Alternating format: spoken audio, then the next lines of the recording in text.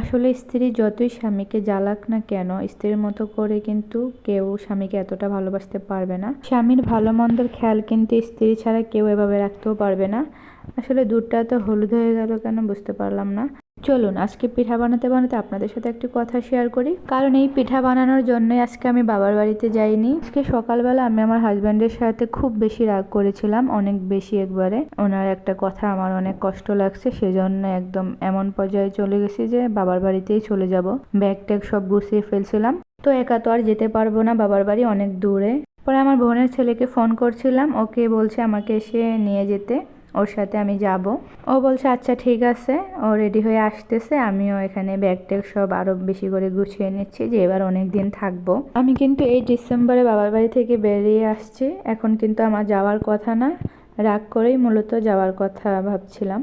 পরে আমি ব্যাগ গোছাচ্ছি আর ভাবতেছি, অনেক কিছুই ভাবতেছি। সেই সাথে ভাবতেছি যে আমার হাজব্যান্ডকে তো এবার সব পিঠাই খাওয়াইলাম, কিন্তু পাটিসাপটা পিঠা আর খাওয়ানো হয় নাই। এবার সবকিছু রেডি করে রাখছিলাম, বানাবো বানাবো ভাবছি আজকে 2 দিন, কিন্তু এখনো বানানো হয়নি। এখন যদি আমি রাগ করে বাবার বাড়িতে চলে যাই, শীত তো চলে যাবে, আর পিঠাও খাওয়ানো হবে না, আর কবে বানাবো এগুলি ভেবে ভেবে পরে সিদ্ধান্ত নিলাম যে না, বাবার বাড়িতে এখন যাব না।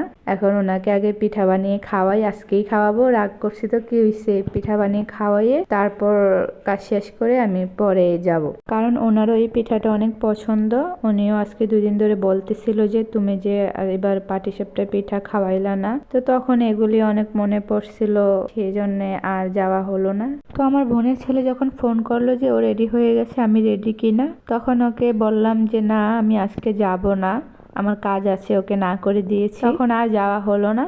তো এখন আমি পিঠা বানানোর জন্য সবকিছু রেডি করছি, এখন বানিয়ে রাখবো আমি। উনি রাতে যখন আসবে তখন দেখবে আমি পিঠা বানিয়ে রাখছি, তখন পিঠা খাবে, না খেয়ে থাকবে না। কারণ ওনার অনেক পছন্দের পিঠা, তাও আবার আমি বানিয়েছি, সেই জন্য খুব যত্ন সহকারে বানিয়ে নিচ্ছি পিঠাগুলো।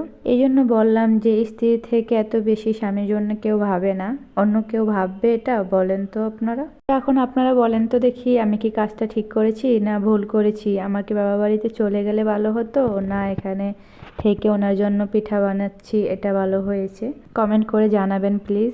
আসলে আমরা মেয়েরা এমনই হই, মেয়েরা আসলে সবসময় স্বামীদের ভালোই চায়, কিন্তু অনেক স্বামীরা সেটা বুঝতে পারে না। এর মনে অনেক মায়া বেশি, তাই তারা অনেক কিছু করতে চেয়েও করতে পারে না। এই তো আপনাদের সাথে গল্প করতে করতে আমার পিঠা বানানো শেষ। তো এবার বলে যান আমার পিঠাগুলো বানানো কেমন হয়েছে। আমার কাছে কিন্তু এবারে পিঠাগুলো আমার ভালো হয়নি, যদিও আমি আগামীকালকে আবার বানাবো।